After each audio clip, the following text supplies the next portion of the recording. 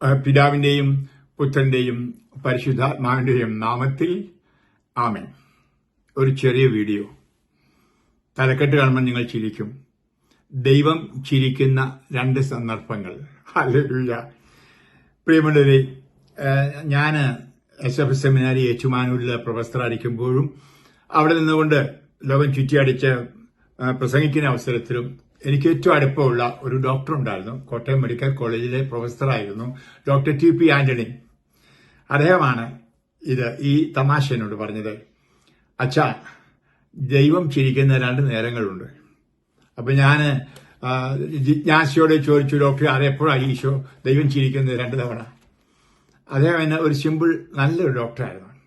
അദ്ദേഹം എന്നെ പലതും പഠിപ്പിച്ചവനുമാണ്. ക്ഷമ, കാരുണ്യം, ആത്മസംയമനം, ശാന്തമായ ഇടപെടൽ, ഇതൊക്കെ പഠിച്ചതിന് അദ്ദേഹത്തുമായിട്ട് അടുത്തപ്പോൾ അദ്ദേഹത്തിന്റെ വിവാഹം മാശുവരിക്കാൻ പോകാൻ ഇടയായി.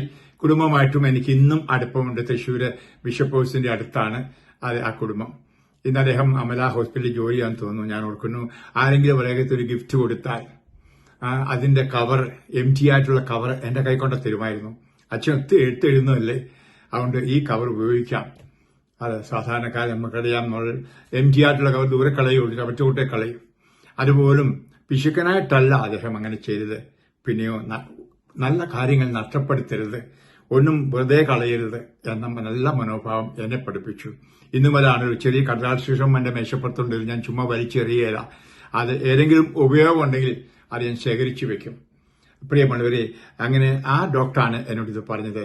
അതായത് നമുക്കറിയാൻ സാധിക്കും, ചിലപ്പോൾ ഒരു രോഗി അത്യാസന്ന നിലയിലാണ്, പക്ഷെ ICUവിലാണ്, മൂക്കിലും എല്ലാം കൊമ്പും കുടലെല്ലാം വെച്ചിരിക്കാനും മുഴുവൻ കേബിളാണ്, ശ്വാസം പരപര വരുന്നു. അപ്പോൾ ഡോക്ടർ പറയാണ്, ആള് മരിക്കാറായി. അതുകൊണ്ട് ബന്ധപ്പെട്ടവരൊക്കെ അറിയിച്ചോ, വരേണ്ടവരൊക്കെ വരുന്ന നല്ലതാണ്, അച്ഛനെ വിളിച്ചോ, പുരുഷമായും കൊടുത്താൽ കൊള്ളാവുന്ന ഒരു കത്തോലിക്കനാണെങ്കിൽ അതെ പറയും. അങ്ങനെ ആളുകളെല്ലാം വന്നു, ഓപ്പറേഷൻ കൊടുത്തു കാണും, കുംസാരിപ്പിച്ചും കാണും. ഇപ്പോൾ വർഷങ്ങളായിട്ടും ആള് ചക്കക്കുരു പോലെ ഓടി നടക്കുന്നു. ഹല്ലേലൂയ. അപ്പോൾ കർത്താവ് ചിരിക്കും. മറ്റേത് നേരെ ഓപ്പോസിറ്റാണ്. അതായത് ആള് ചികിത്സയെല്ലാം കഴിഞ്ഞ് മുടക്കനായി. അപ്പോൾ ഡോക്ടർ പറഞ്ഞു ഡിസ്ചാർജ് ചെയ്യാറായി. ഉദാഹരണം നിങ്ങൾക്കറിയാം, ഞങ്ങളുടെ കാഴ്ചപ്പാടിലെ അനീഷച്ചൻ കോവിഡ് വന്നു, അത്യാസന്ന നിലയിലായിരുന്നു, സുഖപ്പെട്ടു. അവിടുന്ന് സാധാരണ വാർഡിലേക്ക് മാറ്റി. എന്നെയും വിളിച്ചു ഫോണിൽ, ഞാൻ യൂറോപ്പിലായിരുന്നെങ്കിലും. ജെയിംസ് 1-2 ദിവസത്തിനകം എനിക്ക് ഡിസ്ചാർജ് ആകും, ഞാൻ കാഴ്ചപ്പാടിലേക്ക് തിരിച്ചു പോകും. അദ്ദേഹം ഫോൺ വിളിച്ചു പലരോടും പറയുണ്ടായി. ഏതാനും മണിക്കൂറിനകം പെട്ടെന്ന് കൂടി ആള് മരിച്ചു. പ്രിയമുള്ളവരെ, ഇതും കാണുമ്പോൾ കർത്താവ് ചിരിക്കും. കാരണം എന്താണെന്നറിയാമോ? ഈ ഡോക്ടർ ആരാ? ഒരു മനുഷ്യൻ ആരാണ് അവന്റെ അന്ത്യത്തെപ്പറ്റി, അവന്റെ അവസാന നിമിഷത്തെപ്പറ്റി പറയാനോ പ്രവചിക്കാനോ? ഹല്ലേലൂയ. അതെ, എന്റെ അനുജൻ കാരിത്താസ് ആശുപത്രിയിൽ കൂടുതലായി കിടന്നപ്പോൾ ഡോക്ടർമാർ പറഞ്ഞ പോലെ ഇനിയും താമസിച്ചില്ല, 48 മണിക്കൂർ അവിടെ കൊണ്ടുപോകാൻ രക്ഷയില്ല എന്ന്. എന്നാ പോയി വേറെ ആശുപത്രികളിൽ കൊണ്ടുപോയി, ഇന്നും ജീവിച്ചിരിക്കുന്നു. കർത്താവ് ചിരിക്കുകയാണ്. ഹല്ലേലൂയ. പ്രിയമുള്ളവരെ, ഞാൻ പറയുന്നത് ഒരു കാര്യം മനസ്സിലാക്കണം. നമ്മുടെ മരണസമയം നമുക്ക് ആർക്കും അറിയത്തില്ല. കള്ളനെപ്പോലെ വരും എന്നാണ് കർത്താവ് പറഞ്ഞിരിക്കുന്നത്. അത് ഡോക്ടർമാർക്കും വിധി പറയത്തില്ല, അച്ഛന്മാർക്കും പറയത്തില്ല. ചുരുക്കം ചില ആളുകൾക്ക് കർത്താവ് മുൻകൂട്ടി അതിനുള്ള അനുഗ്രഹം കൊടുക്കും. വിശുദ്ധരായ പലരുടെയും ചരിത്രം അറിയാം. ഈ അടുത്ത നാളിലും എന്റെ ഒരു മരുമകളെ കല്യാണം കഴിച്ച ഒരു വ്യക്തി, ബാജു എന്ന് പറഞ്ഞ എറണാകുളത്ത്, അദ്ദേഹം മരിക്കുന്നതിന് മണിക്കൂറുകൾക്ക് ദിവസങ്ങൾക്ക് മുമ്പ് പറഞ്ഞു, ഇന്ന ദിവസം 3 മണിക്ക് മരിക്കുമെന്ന്. ആ 3 മണിക്ക് മരിക്കുകയും ചെയ്തു. അത് ചുരുക്കമായിട്ട് കർത്താവ് വെളിപ്പെടുത്തി കൊടുക്കുന്നു. അല്ല എങ്കിൽ സാധാരണഗതിയിൽ പറ്റില്ല. കർത്താവ് നമ്മുടെ ആയുഷിനെ പറ്റി പറഞ്ഞിരിക്കുന്നതാണ്, ഉത്കണ്ഠ കൊണ്ട് ആയുഷിന്റെ ദൈർഘ്യം 1 മുഴമെങ്കിലും കൂട്ടാൻ നിങ്ങൾ ആർക്കെങ്കിലും കഴിയുമോ? മത്തായി 6:27. ഇവിടെയാണ് നമ്മൾ മനസ്സിലാക്കേണ്ടത്, നമ്മളെ സൃഷ്ടിച്ചവൻ കർത്താവാണ്. നമുക്കറിയാം, മനുഷ്യൻ രൂപമുണ്ടാക്കി നാശ്വാധാരത്തിലൂടെ ഊടിയാണ് ജീവൻ കൊടുത്തത്. അപ്പോൾ നമ്മുടെ ഈ ജീവൻ എന്ന് പറയുന്നത് ദൈവത്തിന്റെ ദാനമാണ്. ഹല്ലേലൂയ. ദൈവമാണ് ജീവൻ തന്നത്. ഇന്ന് അതൊക്കെ മറക്കുന്ന ഒരു കാലഘട്ടം. അതുകൊണ്ടാണ് അബോർഷനൊക്കെ കൂടിക്കൊണ്ടിരിക്കുന്നത്. നമുക്കറിയാം, അപ്പന്റെ അമ്മയുടെയും ബീജം ഒന്നു ചേർന്നപ്പോൾ തമ്പുരാൻ മൂക്കിൽ ഊതി, അങ്ങനെ ജീവൻ വന്നു. ഇപ്പോൾ നമ്മൾ ശ്വസിക്കുന്നത് ആരുടെ ശ്വാസമാണ്? നാം നിശ്വസിക്കുന്ന ആരുടെ ശ്വാസമാണ്? ദൈവത്തിന്റെ ശ്വാസം. ഓരോ തവണയും നമ്മൾ ഈ ഓക്സിജൻ ഇങ്ങനെ വലിച്ചെടുക്കുന്നത് തമ്പുരാന്റെ ജീവനല്ലേ? ഞാൻ ജീവനാകുന്നു എന്നാണ് തമ്പുരാൻ പറഞ്ഞത്. ജീവന്റെ പൂർണ്ണത നൽകാൻ പറഞ്ഞു തന്നെ. അപ്പോൾ നല്ലപോലെ ശ്വാസം എടുക്കുമ്പോൾ ആ ശ്വാസം ദൈവത്തിന്റെ ശ്വാസം, യേശുവിന്റെ ശ്വാസം, പരിശുദ്ധാത്മാവാണ്. ഹല്ലേലൂയ. തിരിച്ചുവിടുമ്പോഴും നിശ്വസിക്കുമ്പോൾ നന്ദിയാണ് പറയേണ്ട. ആ കാർബൺ ഡൈ ഓക്സൈഡ് ഒക്കെ നിശ്വസിക്കുമ്പോൾ കർത്താവേ നന്ദി, ഈ ഒരു നിമിഷം ഞാൻ ജീവിക്കാൻ കാരണം അങ്ങാണ് എന്ന്. അതെ, നന്ദി നിറഞ്ഞ ഹൃദയത്തോടെയാണ് നമ്മൾ ജീവിക്കേണ്ടത്. നമ്മൾ എല്ലാം നമുക്കറിയാം. ഒരു ധനവാന്റെ കഥ, ഒരു ഉപമ കർത്താവ് പറയുന്നുള്ളൂ. ലൂക്ക 12 അവനുണ്ടായിരുന്ന എല്ലാം കൂടെ ശേഖരിച്ച് വലിയ ശേഖരണശാല ഉണ്ടാക്കി നിറച്ചിട്ട് പറഞ്ഞു, ആത്മാവേ ഇനിയും തിന്ന് കുടിച്ച് സുഖമായിട്ട് ആനന്ദിക്കൂ. അപ്പൊ 11 നേരത്ത് അവനോട് കർത്താവ് ജീവൻ ആവശ്യപ്പെടുന്നത്. ഹല്ലേലൂയ. എന്നൊരു ചോദിക്കാണ്, ഈ സമ്പാദിച്ചെല്ലാം എവിടെ പോകുമെന്ന്. നിങ്ങൾക്കെല്ലാം അറിയാവുന്ന ഉപമയാണ്, ഞാൻ വായിക്കുന്നില്ല. ലൂക്ക 12 അധ്യായത്തിൽ. അപ്പോൾ നമ്മൾ ഒന്ന് മനസ്സിലാക്കണമേ, നമ്മൾ ആദ്യമേ ചിന്തിക്കേണ്ടത് നമ്മുടെ ജീവനെ ഓർത്ത് ഉത്കണ്ഠപ്പെടരുത്, ആകുലപ്പെടരുത്. കർത്താവ് നമ്മളെ സംരക്ഷിക്കുന്ന പരിപാലകനാണ് എന്ന ബോധ്യം നമുക്കുണ്ടായിരിക്കട്ടെ. നമുക്ക് അങ്ങനെ ഉത്കണ്ഠപ്പെടുന്നത് തന്നെ നമുക്ക് കൊള്ളുകയില്ല, നിരുന്മേഷകമാകും. ഉത്കണ്ഠ ഒരുവന്റെ ഹൃദയത്തെ നിരുന്മേഷകമാക്കുന്നു എന്ന് സുഭാഷിതം 12:25 പറയുന്നുണ്ട്. അത് നമ്മൾ നിരുന്മേഷകരാകരുത്. സന്തോഷിക്കണം നമ്മുടെ ജീവിതത്തിൽ. നമുക്കറിയാം, എപ്പോഴും സന്തോഷിക്കുന്നവരായിട്ട് നമ്മൾ കഴിയണം. അപ്പൊ ജനനവും മരണവും ദൈവത്തിന്റെ കയ്യിലാണ് എന്ന ബോധ്യമുണ്ടാകുക. ഒന്ന് മനസ്സിലാക്കേണ്ടതാണ്, ഒരു കുട്ടി അമ്മയുടെ ഉള്ളിൽ ജന്മം കൊള്ളുന്നു എന്ന് കേൾക്കുമ്പോൾ തമ്പുരാനാണ് ജീവൻ കൊടുത്തത് എന്ന ബോധ്യമുണ്ടാകണമേ. അപ്പോൾ അപ്പനോ അമ്മയോ സഹോദരങ്ങൾ ഒരിക്കലും ചിന്തിക്കാതിരിക്കട്ടെ അതിനെ കൊല്ലണമെന്ന്, അതിനെ അബോർട്ട് ചെയ്യണമെന്ന് ചിന്തിക്കാതിരിക്കട്ടെ. അബോർഷന്റെ ശാപം ഇന്ന് വഹിക്കുന്നവരാണ് നമ്മൾ. 37 ദശലക്ഷം കുഞ്ഞുങ്ങൾ അമ്മയുടെ വയറ്റിൽ കൊല്ലപ്പെടുന്ന ഒരു കാലഘട്ടത്തിലാണ്. ഒരു വർഷത്തെ ഞാൻ പറഞ്ഞത്. എങ്കിൽ ആ കുട്ടികളുടെ നിലവിളി കർത്താവിന് മുമ്പിലേക്ക് ഉയരുന്ന ഒരു കാലഘട്ടമാണ് എന്ന് ഓർക്കണമേ. നമുക്കറിയാം, കർത്താവ് സൃഷ്ടികർമ്മം കഴിഞ്ഞു. പരീക്ഷായ മനുഷ്യനെ ആക്കിയിട്ട് ആക്കിയിട്ട് സന്തോഷമായിട്ടിരിക്കുമ്പോഴാണ് നിലവിളി കേൾക്കുന്നു. ആരുടെ? ആബേലിന്റെ രക്തത്തിന്റെ നിലവിളി. അപ്പോൾ കർത്താവ് അവിടെ കടന്നു വന്നു. നമ്മൾ ഉൽപ്പത്തി 4 വായിക്കുന്നുണ്ട്, എവിടെ നിഷ്കളങ്ക രക്തം ചിന്തുമോ അവിടെയെല്ലാം കർത്താവ് നിലവിളി കേൾക്കാൻ കടന്നു വരുമെന്ന് ഓർക്കണമേ. ആരെയും കൊന്നാൽ അവിടെ കർത്താവ് കടന്നു വരും. കാരണം രക്തത്തിലാണ് ജീവൻ. അപ്പൊ ആ രക്തം ആരുടെ രക്തം? ദൈവത്തിന്റെ രക്തം, കർത്താവിന്റെ രക്തം. ജീവൻ നൽകുന്ന രക്തമാണ് ജീവൻ. അതുകൊണ്ടാണ് ജീവൻ നഷ്ടപ്പെടുന്നിടത്ത് കർത്താവ് കടന്നു വരും. പ്രിയമുള്ളവരെ, എല്ലാ കൊലപാതകത്തിലും അവിടെ കർത്താവ് കടന്നു വരും. അതുപോലെ തന്നെ അമ്മയുടെ ഉദരത്തിലെ നീചമായ കൊലപാതകത്തിലും. അപ്പോൾ മനസ്സിലാക്കണമേ, ഒരു കുട്ടി പിറക്കുന്നു എന്ന് കേൾക്കുമ്പോൾ ദൈവത്തിന്റെ ദാനമാണെന്ന് മനസ്സിലാക്കണമേ. മാത്രമല്ല, ആൾ മരിക്കുന്നത് നമുക്ക് ആർക്കും അത് അറിയത്തില്ല. അതുകൊണ്ട് ആരെങ്കിലും ഇപ്പൊ ചാവൂന്നും പറഞ്ഞ് ശപിക്കരുത്. ഹല്ലേലൂയ. അതുപോലെ തന്നെ ആരെങ്കിലും രോഗിയാണെങ്കിലും എപ്പോഴും പ്രത്യാശ വെക്കണം. ആര് സുഖപ്പെടും, കർത്താവിന്റെ ഇഷ്ടം നിറവേറട്ടെ എന്നാ മനോഭാവം ഉണ്ടായിരിക്കട്ടെ. നമുക്കറിയാം, നമ്മൾ വായിക്കുന്നുണ്ടല്ലോ, സഭാപ്രസംഗങ്ങളിൽ വായിക്കുന്ന പോലെ എല്ലാറ്റിനും ഒരു സമയമുണ്ട്. ആകാശത്തിന്റെ കീഴിലുള്ള സമസ്ത കാര്യത്തിനും ഒരവസരമുണ്ട്. ജനിക്കാൻ ഒരു കാലം, മരിക്കാൻ ഒരു കാലം, കളയ്ക്കാനൊരു കാലം, വിത്ത് വിളയ്ക്കാനൊരു കാലം, അതിന്റെ ഫലമെടുക്കാനൊരു കാലം. നിങ്ങൾ സമയമുള്ളപ്പോൾ ആ സഭാപ്രസംഗകൻ 1-ാം അധ്യായം വായിക്കണം. ഇനിയും മനുഷ്യനെ ശിക്ഷിച്ചപ്പോൾ കർത്താവ് പറഞ്ഞെന്താണ്? എത്ര മനോഹരമായിരിക്കുന്നതാണ്. നമുക്ക് മറ്റുള്ളവരൊക്കെ ശിക്ഷിച്ചപ്പം കൊള്ളാന്ന് പറഞ്ഞു. വളരെ നല്ലതെന്ന് പറഞ്ഞ് മനുഷ്യനെ തന്റെ ഛായയിലും സാദൃശ്യത്തിലും സൃഷ്ടിച്ചപ്പോഴാണ്. നാം മനസ്സിലാക്കണം, അതൊക്കെ നമ്മൾ ഓരോരുത്തരെയും ദൈവത്തിന്റെ ഛായയിൽ സൃഷ്ടിക്കപ്പെട്ടവർ ആണ്. ഉൽപ്പത്തി പുസ്തകം 1-ാം അധ്യായം 26 നമ്മൾ വായിക്കുന്നുണ്ട്. അപ്പോൾ നമ്മളെല്ലാവരും ശാശ്വതമായി നിലനിൽക്കുന്ന ഒരു ആത്മാവുള്ളവരാണ്. ഈ ആത്മാവാണ് ദൈവത്തിന്റെ ഊതൽ, അഥവാ ദൈവത്തിന്റെ നിശ്വാസം എന്ന് നമ്മൾ പറയുന്നത്. അപ്പോൾ ദൈവത്തിന്റെ പ്രവൃത്തികൾ ഒന്നും മനസ്സിലാകാതിരിക്കരുത്. നമ്മൾ മനസ്സിലാക്കി ദൈവത്തെ നന്ദി പറയുന്നവരായിരിക്കണം. നമ്മൾ സഭാപ്രസംഗം തന്നെ പറയുന്ന പോലെ ദൈവത്തിന്റെ പ്രവൃത്തികളെല്ലാം ശാശ്വതമാണ്. അതിനോട് എന്തെങ്കിലും കൂട്ടാനോ അതിൽ നിന്നും കുറയ്ക്കാനോ ആരും ഇടയാകരുത് എന്ന്. ഹല്ലേലൂയ. അതുകൊണ്ട് പ്രിയമുള്ളവരെ, നമുക്ക് നമ്മുടെ ജീവിതത്തിലുണ്ടാകുന്ന നേട്ടങ്ങൾ അല്ലെങ്കിൽ അനുഗ്രഹങ്ങൾ എല്ലാം കർത്താവിന് പറഞ്ഞുകൊണ്ട് നന്ദി അർപ്പിക്കുന്നവരായിട്ട് നമുക്ക് മാറാനായിട്ട് പരിശ്രമിക്കാം. നമ്മൾ വായിക്കുന്നുണ്ട് റോമാക്കാർക്ക് പൗലോസ്ലീഹ എഴുതിയ ലേഖനത്തിന്റെ 14 അധ്യായം 7 മുതൽ വചനങ്ങൾ. 14 അധ്യായം 7 മുതൽ വചനങ്ങൾ. നമ്മിൽ ആരും തനിക്ക് വേണ്ടി മാത്രം ജീവിക്കുവാനല്ല, തനിക്ക് വേണ്ടി മാത്രം മരിക്കുവാനുമല്ല. നാം ജീവിക്കുന്നുവെങ്കിൽ കർത്താവിന് സ്വന്തമായി ജീവിക്കുന്നവരും മരിക്കുന്നുവെങ്കിൽ കർത്താവിന് സ്വന്തമായി മരിക്കുന്നവരും ആയിരിക്കട്ടെ. ആകയാൽ ജീവിച്ചാലും മരിച്ചാലും നാം കർത്താവിന് ഉള്ളവരാണ്. എന്നാൽ മരിച്ചവരുടെയും ജീവിക്കുന്നവരുടെയും കർത്താവായിരിക്കുന്നതിനു വേണ്ടിയാണ് ക്രിസ്തു മരിച്ചതും പുനർജീവിച്ചതും. ഹല്ലേലൂയ! എത്ര മനോഹരമായ പഠനമാണെന്ന് മനസ്സിലാക്കണം. നമ്മൾ ജീവിച്ചാലും മരിച്ചാലും ഈ ലോകത്തിലായിരിക്കുമ്പോൾ ദൈവത്തിൻ്റെതാണ്. അതുകൊണ്ട് ഫിലിപ്പിയർക്കൽ ലേഖനത്തിൽ ആ പൗലോസ്ലീഹ പറഞ്ഞത് മനോഹരമല്ലേ?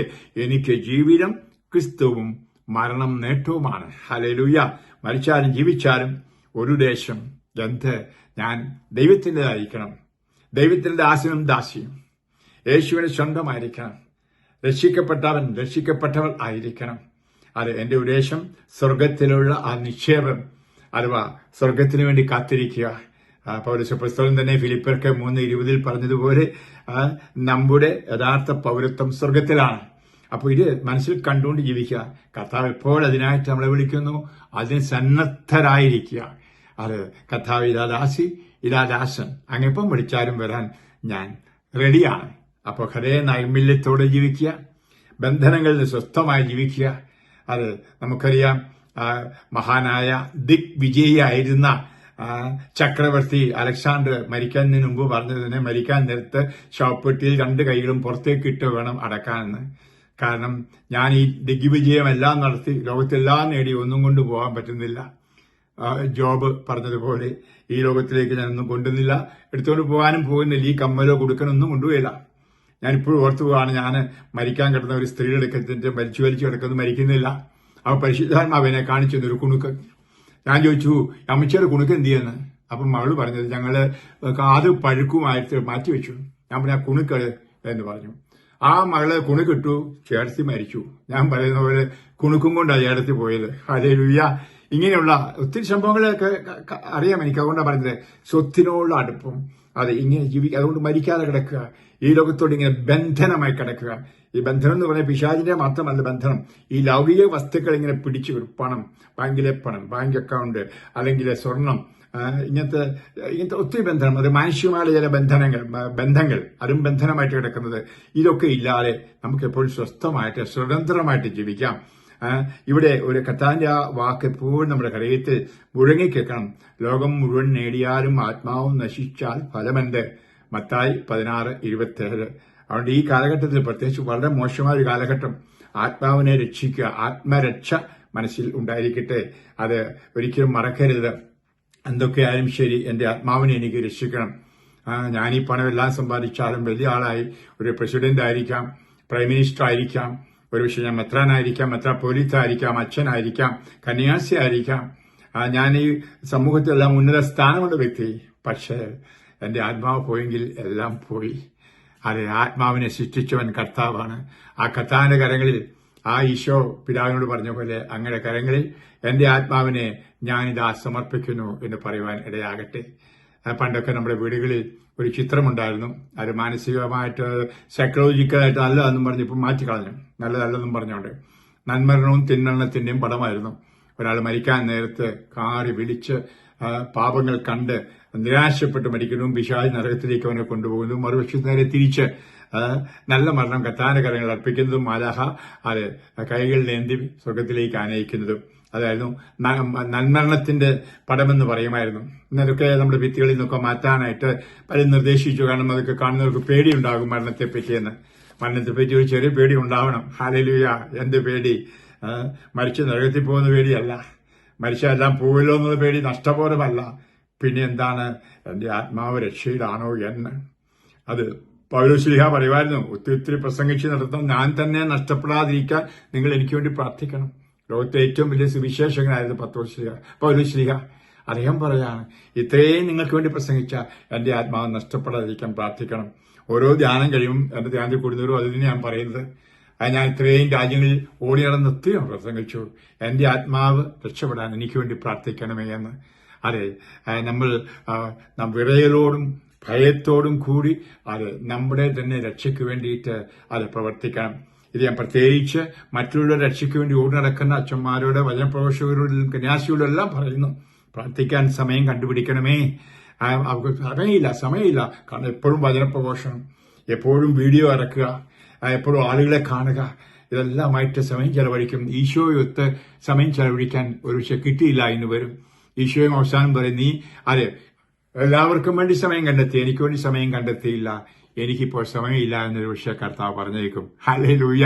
അതുകൊണ്ട് പ്രിയപ്പെട്ടവരെ, പ്രാർത്ഥനയ്ക്കുള്ള സമയം കണ്ടുപിടിക്കുക, കൂദാശകൾ സ്വീകരിക്കാനുള്ള സമയത്ത് കൂദാശകൾ സ്വീകരിക്കുക. അതുപോലെ മറ്റുള്ള പിണക്കം ഒരിക്കലും ഉണ്ടാകാതിരിക്കട്ടെ. ഏത് സമയത്ത് പോകേണ്ടി വന്നാലും ആരോടും പിണക്കമില്ലാതെ ദൈവവുമായിട്ട് രമ്യപ്പെട്ട്, സഹോദരങ്ങളുമായി രമ്യപ്പെട്ട്, ദൈവസ്നേഹം തുളുമ്പുന്ന ഒരു ഹൃദയമുള്ളവരായിരിക്കട്ടെ. അതുകൊണ്ട് നമുക്ക് നമ്മുടെ മരണത്തെപ്പറ്റി ഓർക്കുമ്പോൾ ഭയപ്പെടുക. മരണം ഭയപ്പെടാനുള്ളതല്ല, സന്തോഷിക്കാനാണ്. നമ്മളെല്ലാം മരിക്കേണ്ടവരാണെന്ന് ഓർക്കുമ്പോൾ തന്നെ സന്തോഷിക്കണം. നല്ലതായിട്ട് മരിക്കണം, കർത്താവിൽ മരിക്കണം. അതിനുള്ള ശുഷ്കാന്തി നിശ്ചയമായിട്ടും നമ്മൾ ആ തീരുമാനത്തിലാണെങ്കിൽ ഞാനീ പറഞ്ഞ ബാജു മരിച്ചതുപോലെ മരിക്കാൻ പറ്റും. അങ്ങനെ പലരെയും കണ്ടിട്ടുണ്ട്, പല വിശുദ്ധന്മാരും അങ്ങനെ മരിച്ചിട്ടുണ്ട്. അതുപോലെ നമുക്ക് മുൻകൂട്ടി അറിയേണ്ട ആവശ്യമൊന്നുമില്ല. അതിനുവേണ്ടി ശാഠ്യം പിടിക്കുകയൊന്നും വേണ്ട. കർത്താവെ, എപ്പോഴായാലും അങ്ങയുടെ കരങ്ങളിൽ എന്റെ ആത്മാവിനെ അർപ്പിക്കുന്നു, അങ്ങേ ഇഷ്ടം നിറവേറട്ടെ എന്ന് പറയുക. ഓക്കെ. അതുകൊണ്ട് നമുക്ക് മറ്റുള്ളവരെ വിധിക്കാതിരിക്കാൻ മരണത്തെപ്പറ്റി, അതുപോലെ നമ്മുടെ തന്നെ സ്വയം നമ്മുടെ ജീവിതം പുൽക്കൊടിക്ക് തുല്യമാണ് എന്ന് ബൈബിളിൽ പറഞ്ഞിരിക്കുന്ന സത്യമാണ്. ഏത് നിമിഷവുമാകാം, ഒരു രോഗമായിരിക്കാം, അപകടമായിരിക്കാം, ഒന്നും വേണ്ട, ഒരു ചെറിയ ചങ്കിന്റെ ഒരു വേദന, ഒരു പിടുത്തം, തീർന്നു. ഹല്ലേലൂയ. അതുകൊണ്ട് ഒന്നും വിചാരിക്കരുത് വലിയ രോഗം വന്നാലേ മരിക്കുകയുള്ളൂ എന്ന്, പ്രായം ചെന്നേ മരിക്കുകയുള്ളൂ എന്ന് എത്ര ചെറുപ്പക്കാർ മരിക്കുന്നു. അതുകൊണ്ട് ഇതൊക്കെ മനസ്സിലോർക്കുക. മരണം വരും ഒരു നാൾ ഓർക്കുക, മർത്യയാമീൻ പാടാറുണ്ടല്ലോ. അത് ഈ ഓർമ്മ എപ്പോഴും ഉണ്ടായിരിക്കട്ടെ. ഈ ശുദ്ധിയാത്മാക്കളുടെയൊക്കെ കാലമൊക്കെ അവർക്ക് വേണ്ടിയൊക്കെ പ്രാർത്ഥിക്കുന്ന കാര്യമൊക്കെ ഞാൻ പറയാറുണ്ടല്ലോ. അപ്പോൾ ഇതൊക്കെ മനസ്സിൽ ഇരിക്കട്ടെ. ഓക്കെ. കർത്താവ് നിങ്ങളെ ആശീർവദിക്കട്ടെ, അനുഗ്രഹിക്കട്ടെ. കരുണ കർത്താവേ, കണ്ണുകളടയ്ക്കുന്ന ഈ ശ്രോതാക്കളെ ഞാൻ അങ്ങേക്ക് അർപ്പിക്കണം, ഇത്തരം ഹൃദയത്തിലേക്ക് അർപ്പിക്കണം. അനാശാസ്യമായ ആകുല, ഉത്കണ്ഠ അവരുടെ ജീവിതത്തെപ്പറ്റിയുള്ളതെല്ലാം മാറ്റി സ്വസ്ഥമായി ശാന്തമായി ജീവിക്കാൻ കൃപ കൊടുക്കണമെന്ന് പ്രാർത്ഥിക്കണം. എപ്പോഴും മരണം വന്നാലും സന്തോഷത്തോടെ സ്വീകരിക്കാൻ കൃപ കൊടുക്കണമെന്ന് പ്രാർത്ഥിക്കണം. കർത്താവേ, മരണത്തെപ്പറ്റി ആർക്കും മുൻകൂട്ടി വിധിക്കാൻ പറ്റത്തില്ല. ഒരു ഡോക്ടർക്കും ഒരു അച്ഛനോ പത്രാനോ പറയാൻ പറ്റില്ല.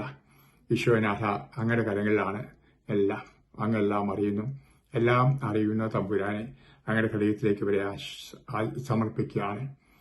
ആഗ്രഹ കൂടാതെ, ഈ ലോകബന്ധനങ്ങളില്ലാതെ, അതുപോലെ തന്നെ ഭാരങ്ങളില്ലാതെ ശാന്തമായി ജീവിക്കുവാനും, രാത്രിയിലോ പകലോ, പ്രഭാതത്തിലോ പ്രദോഷത്തിലോ, യാത്രയിലോ പ്രവർത്തനത്തിലോ, എപ്പോൾ മരിച്ചാലും എന്ന് പറഞ്ഞാൽ എപ്പോൾ കർത്താവ് വിളിച്ചാലും ഇടാദാസൻ ഇടാദാസി എന്ന് പറഞ്ഞുകൊണ്ട് പോകാനുള്ള കൃപ ഇവർക്ക് കൊടുക്കണമെന്ന് ദാസൻ പ്രാർത്ഥിക്കുകയാണ്. യേശുനാഥ, ഹൃദയത്തിലെ എല്ലാ വെറുപ്പുകളും മാറ്റണം, അസ്വസ്ഥതകളും പാപങ്ങളും മാറ്റണം. ഹൃദയ നൈർമല്യം കൊടുത്തുള്ള ജീവിതം, ഓരോ അനുദിനവും ഹൃദയ നൈർമല്യത്തോടെ ജീവിക്കുവാൻ ഒരു കൃപ അനുഗ്രഹം കൊടുക്കണമേ.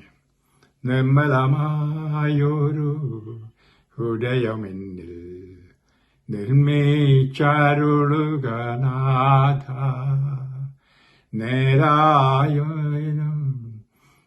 വിധമെന്നും തീർത്തരുളിൽ നാഥ. കർത്താവേ, നിർമ്മലമായ ഹൃദയം, പരിശുദ്ധമായ ഹൃദയം ഈ നിമിഷം കൊടുക്കണമേ.